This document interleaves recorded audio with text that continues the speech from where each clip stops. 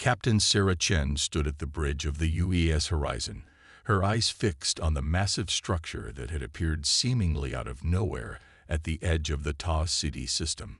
The research vessel's long-range sensors had detected unusual energy signatures 3 days ago, but nothing had prepared them for this. A geometric construct larger than Earth's moon, its surface rippling with patterns of light that defied known physics. "Dr. Reynolds, what are we looking at?" she asked, her voice steady despite the tension coiling in her stomach. The ship's chief scientist adjusted his holographic display, his dark fingers dancing through the projected data. "It's artificial, Captain. The energy readings suggest it's powered by something similar to a quantum vacuum fluctuation, but the scale is impossible. It's drawing power from multiple dimensions simultaneously." Lieutenant James O'Connor, the ship's tactical officer, shifted uncomfortably at his station. "Captain, I'm detecting movement. Something's emerging from the structure." The bridge crew watched in stunned silence as sleek, crystalline vessels poured from the massive construct. They moved with an otherworldly grace, their hulls seemingly made of living crystal that pulsed with internal light. 7 vessels, Captain, O'Connor reported. "Configuration unknown. They're accelerating toward us." Chen's mind raced through first contact protocols. The UES Horizon was a research vessel, carrying Earth's brightest minds to study anomalies in deep space. They were equipped with defensive capabilities, but nothing that could match what they were seeing. "Open all frequencies," she ordered. Standard greeting package. Communications officer Maya Patel's fingers flew across her console. "Broadcasting now, Captain. All languages, all known formats." The response came not through their communication system, but as a searing pain that dropped every human on the bridge to their knees. Images flooded their minds. Civilizations rising and falling, species evolving and going extinct, all overseen by crystalline beings who viewed organic life as nothing more than an interesting experiment. They're in my head," Reynolds gasped, blood trickling from his nose. "They're calling us. An infection. A contamination that needs to be contained." Chen fought through the mental assault, forcing herself back to her feet. "Tactical. Shields up. Get us out of here." The crystalline ships had formed a perfect circle around the horizon. Beams of light that seemed to bend reality itself lanced out from their hulls. "Shields at maximum," O'Connor shouted. "But they're not hitting us with energy weapons, Captain. They're trying to rewrite our atomic structure." Chen watched in horror as the hull began to crystallize where the beams touched it. "Engineering. Give me everything you've got. Maximum power to engines." Chief Engineer Takashi's voice crackled over the comm. "Captain, the experimental wormhole drive. It's our only chance, but it's untested at full power." "Do it," Chen ordered without hesitation. Better to risk the drive than face whatever transformation these beings had planned for them. The wormhole drive spun up, its experimental quantum matrices pushing the boundaries of human understanding. But something was wrong. The crystalline ship's weapons were interfering with the drive's calculations, creating cascading quantum effects that no one had predicted. "Captain," Reynolds shouted, his instruments going haywire. "The drive is creating some kind of quantum superposition. We're going to be everywhere and nowhere at once." Chen grabbed her command chair as reality began to twist around them. "All hands, brace for temporal displacement." The last thing she saw before everything went white was the crystalline ships pulling back, perhaps surprised by what they had inadvertently helped create. The horizon's hull glowed with impossible energies, the quantum superposition effect spreading through the ship like wildfire. In the control room of Earth's Deep Space Monitoring Station, alarms blared as the horizon vanished from all sensors. The ship's final transmission was garbled, filled with quantum static, but one clear message came through in Captain Chen's voice. "Tell Earth. Tell them we found something." And it found us. If we survive, if we come back, we won't be the same. The UES Horizon, along with its crew of 300 of humanity's finest, vanished into a realm beyond human comprehension, leaving behind only questions and a growing fear of what lurked in the depths of space.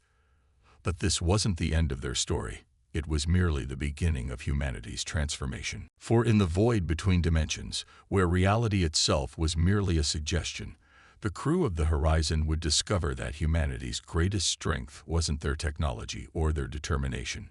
It was their ability to adapt, to evolve, to become something more than what they were. And when they returned, the beings who had dismissed them as an infection would learn a crucial lesson. Never underestimate a species that turns its limitations into advantages. The crystalline beings had meant to contain humanity. Instead, they had inadvertently set them free. Admiral Marcus Jong stood in the observation deck of Starbase Athena, Earth's most advanced deep space monitoring station. 50 years had passed since the UES Horizon vanished, but the incident had shaped humanity's approach to space exploration ever since. The crystalline beings had never returned, but their brief encounter had accelerated human technological development beyond all expectations. "Admiral, we're detecting an anomaly in Sector 7, Lieutenant Commander Diana Foster reported, her augmented reality display highlighting a growing disturbance in the fabric of spacetime. Zong turned his attention to the massive holographic display dominating the chamber. The anomaly was unlike anything their sensors had recorded before, a spiral of quantum fluctuations that seemed to twist through multiple dimensions simultaneously. "Analysis," he demanded, watching as the disturbance grew larger.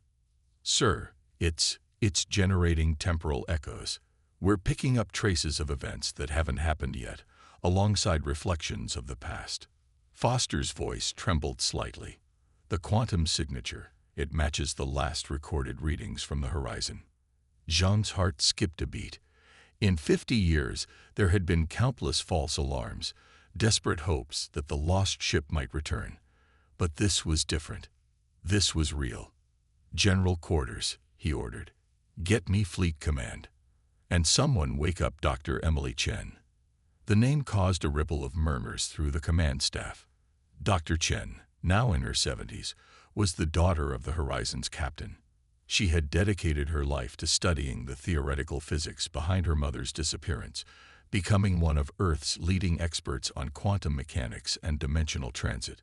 The anomaly suddenly pulsed, releasing a wave of energy that caused every quantum-based system on the station to fluctuate wildly. In its wake, a ship appeared, but it was both familiar and utterly alien. The basic shape was recognizably that of the UES Horizon, but the hull seemed to exist in multiple states simultaneously. Parts of it were solid metal, while others appeared transparent or shifted through impossible geometries. Energy patterns rippled across its surface in ways that suggested the ship wasn't just traveling through space. It was actively manipulating the fabric of reality around it. "Sir," Foster whispered, "we're receiving a transmission. It's using the old Earth frequencies. 50-year-old protocols." "Put it through," Zhang ordered, his throat dry. The voice that filled the command center was both human and something more. It seemed to echo from multiple time streams at once, carrying harmonics that shouldn't have been possible in normal space. "Starbase Athena. This is Captain Sarah Chen of the UES Horizon, requesting permission to return home. We've been away for a while." Zhang exchanged glances with his staff. The voice belonged to a woman who should have been over 100 years old, yet she sounded exactly as she had in the historical recordings. "Captain Chen," he responded carefully, "this is Admiral Marcus Zhang. You've been missing for 50 years. We're going to need some verification of your identity." A soft laugh echoed through the channel. "Of course, Admiral, though I should warn you. Our biometric data might be a bit unusual now. We've changed during our journey, had to change to survive where we went, to become what we needed to be." "And where exactly did you go, Captain?" There was a pause, filled with strange harmonics that made the quantum computers stutter. "Everywhere, Admiral. Nowhere. We found the spaces between spaces, the gaps in reality where the normal laws of physics are more like polite suggestions. We learned from beings who exist outside the normal flow of time. And we brought back knowledge that will change everything. Before John could respond, Dr. Emily Chen burst onto the observation deck, her aged face flushed with excitement. She took one look at the transformed ship and tears began streaming down her face. "Mom," she whispered into the comm, "is it really you?" "Emily." Captain Chen's voice softened, though the quantum harmonics remained. "My little girl, though I suppose you're not so little anymore. I'm sorry we were gone so long. Time worked differently where we were. For us, it's been only a few years." "The crystalline beings," Zhang interrupted. "Did you encounter them again?" "Oh, yes," Chen replied. And now there was an edge of amusement in her multi-layered voice. "We found them, Admiral. Or rather, we found what they were running from. The true architects of reality. And they taught us everything." The horizon's hull shifted again, parts of it seeming to fold through dimensions the human eyes couldn't properly process. "We should continue this conversation in person.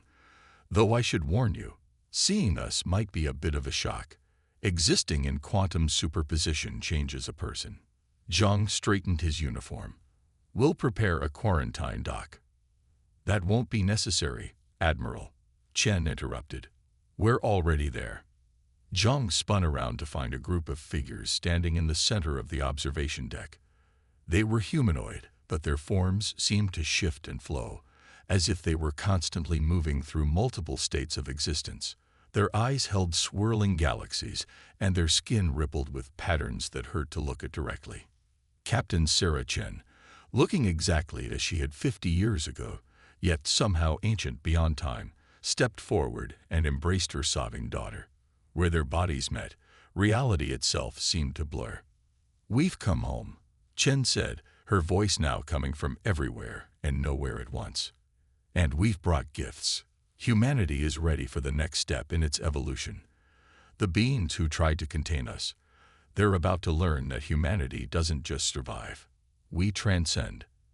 The debriefing chamber in Starbase Athena had been specially modified to accommodate the transformed crew of the Horizon. Quantum stabilizers hummed along the walls, trying to keep the visitors' reality-bending presence from disrupting sensitive equipment. Captain Chen sat across from the assembled Earth leadership, her form flickering between states of existence as she spoke. "When the crystalline beings attacked us, they didn't realize what they were actually doing," she explained, her voice carrying echoes of conversations yet to happen. "Their weapons, combined with our experimental wormhole drive, created a tear in reality itself. We fell through, into the void." Dr. Emily Chen, seated beside Admiral Zhang, leaned forward. "The void? You mean like empty space?" Sarah Chen smiled, the expression rippling across multiple versions of her face simultaneously. "No, Emily. The void is, think of reality as a book. Normal space, time, our universe, that's just one page. The void is the space between the pages.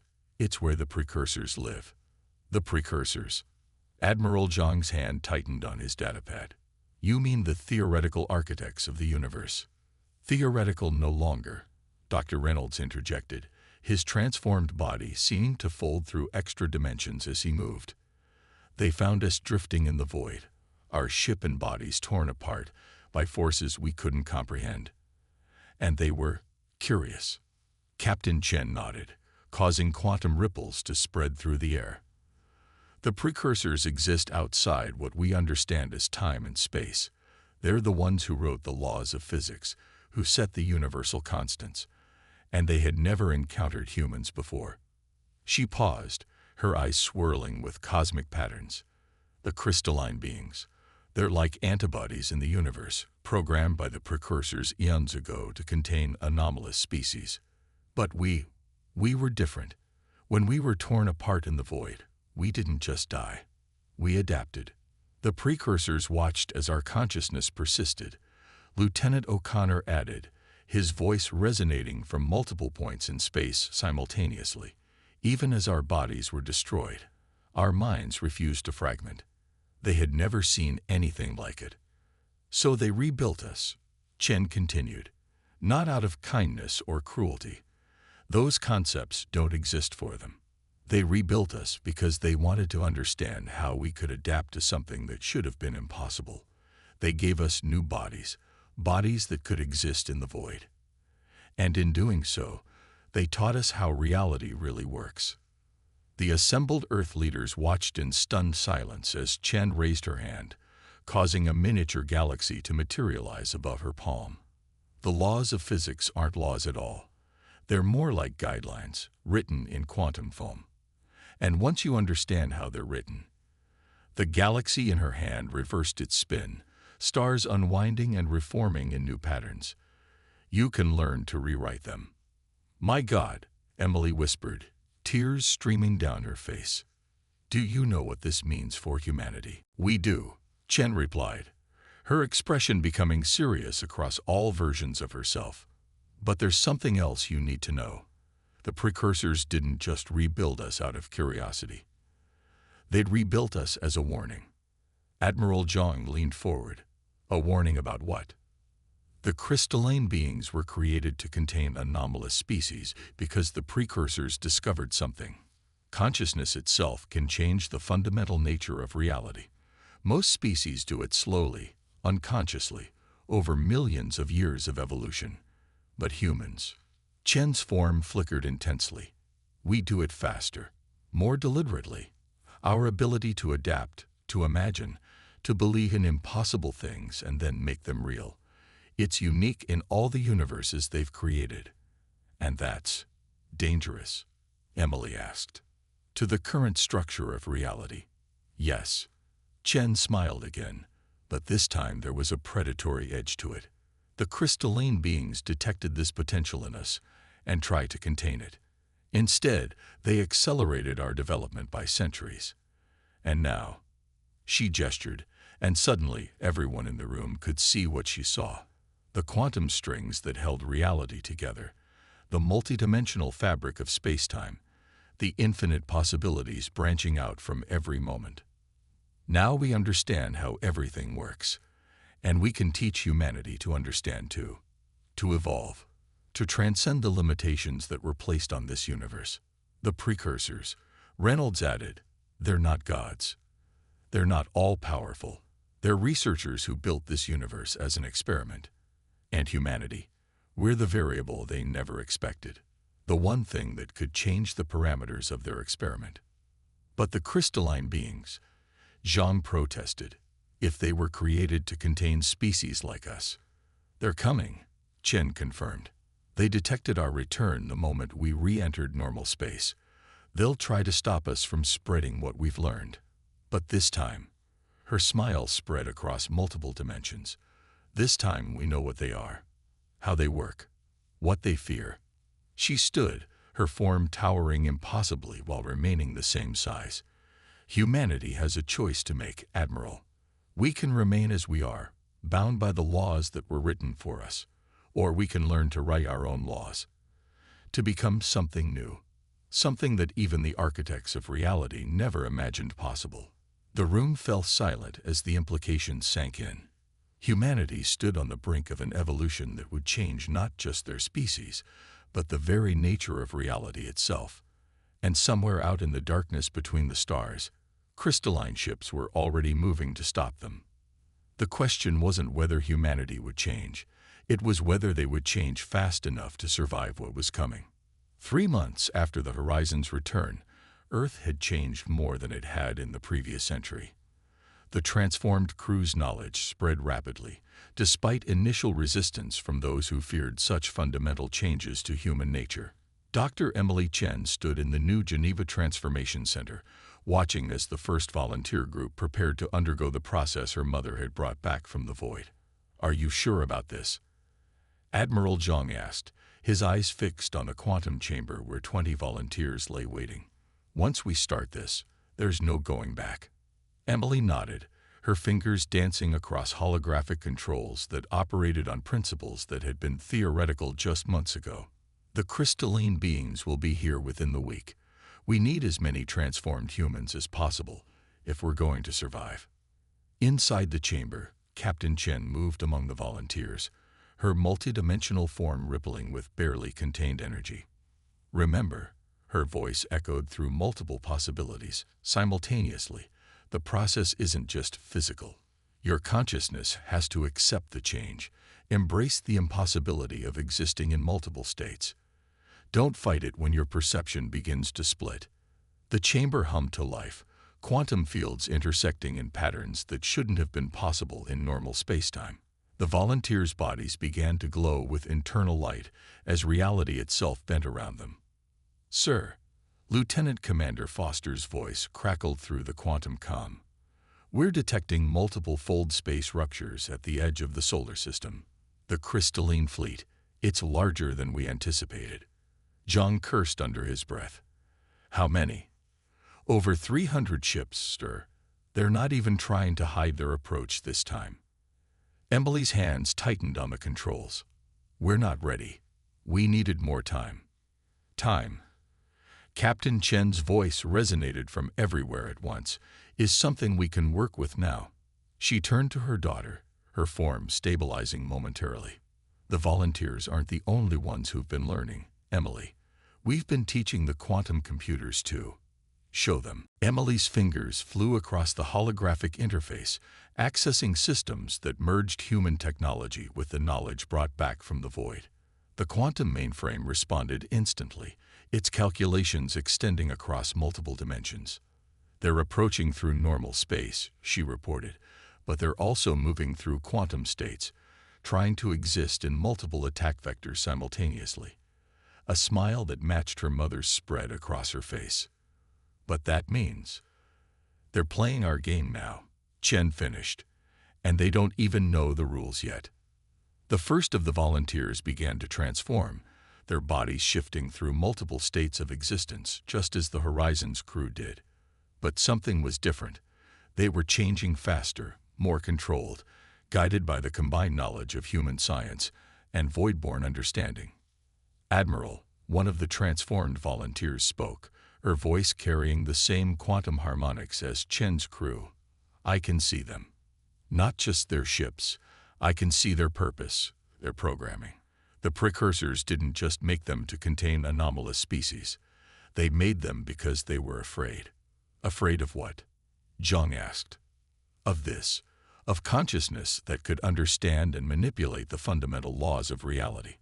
They built this universe as a controlled experiment, but consciousness is inherently uncontrollable. It creates, it adapts, it changes everything it touches, and human consciousness does it faster than anything they've ever encountered."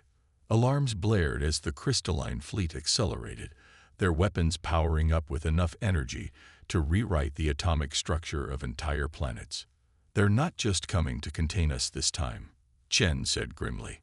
"They're coming to erase us completely. To them, we're a virus that could infect and change everything they were programmed to protect." Emily checked the transformation chamber's readings. 15 minutes until the first group completes the process. The second group is ready to begin. "But we don't have 15 minutes, Zhang stated flatly. "Their weapons will be in range in 10. Chen's form suddenly expanded, filling the room with quantum possibilities. "Yes, we do. Emily, remember what I said about time? About how it's just another variable in the equation." Understanding dawned in Emily's eyes. She turned to the quantum mainframe, her fingers moving in patterns that shouldn't have been possible in three-dimensional space. "If we can extend the quantum field around the entire facility, we can create a temporal bubble," Chen finished. "A space where time moves differently than the outside world." 15 minutes for us. 15 seconds for them," Emily breathed. "But the power requirements are impossible in normal space," Chen agreed. "Good thing we're not limited to normal space anymore." The transformed crew of the Horizon moved into position around the chamber, their bodies resonating in harmony with the quantum field. Energy began to flow between them, bending reality in ways that the crystalline beings, for all their advanced technology, had never imagined possible. Because they were programmed to protect the laws of physics, not to understand them, not to change them, not to transcend them. But humanity. Humanity had been doing the impossible since they first looked up at the stars and decided to reach them. As the temporal bubble formed around the transformation center, as volunteers emerged from the chamber wielding powers that reshaped reality itself, as the crystalline fleet approached with weapons that could unmake worlds, one thing became crystal clear. The real battle wouldn't be fought with ships or energy weapons. It would be fought with consciousness itself, with the power to believe in impossible things and make them real. And humanity was just getting started. The crystalline fleet filled Earth's skies like shattered stars, their weapons charged with enough power to rewrite the fabric of reality itself. But they had hesitated too long, trying to analyze the impossible readings they were receiving from the planet below. In that hesitation, humanity had seized its chance. Thousands of transformed humans now floated in the space between Earth and its attackers, their bodies existing in multiple states simultaneously, their minds expanded beyond the boundaries of normal space-time. Captain Chen led them. The crew of the Horizon spread among the defenders, teaching them in real time how to manipulate the quantum fabric of reality. They're broadcasting their final warning. Emily reported from the Quantum Control Center, her consciousness split between her physical form and the multidimensional space where the battle would be fought.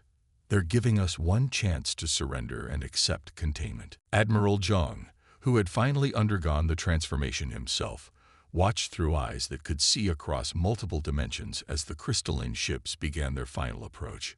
Captain Chen, are we ready? Sarah Chen's response echoed through quantum space, reaching every transformed human simultaneously. We're not just ready, Admiral. We're about to show them something they've never seen before, something the precursors never imagined when they wrote the laws of this universe. The crystalline fleet opened fire, their weapons designed to enforce the fundamental laws of physics by erasing anything that violated them. But the transformed humans didn't try to dodge or block the attack. Instead, they'd reached out with their expanded consciousness and did something unprecedented. They caught the laws themselves. Like musicians grasping the notes of a song, they seized the quantum equations that defined reality and began to rewrite them.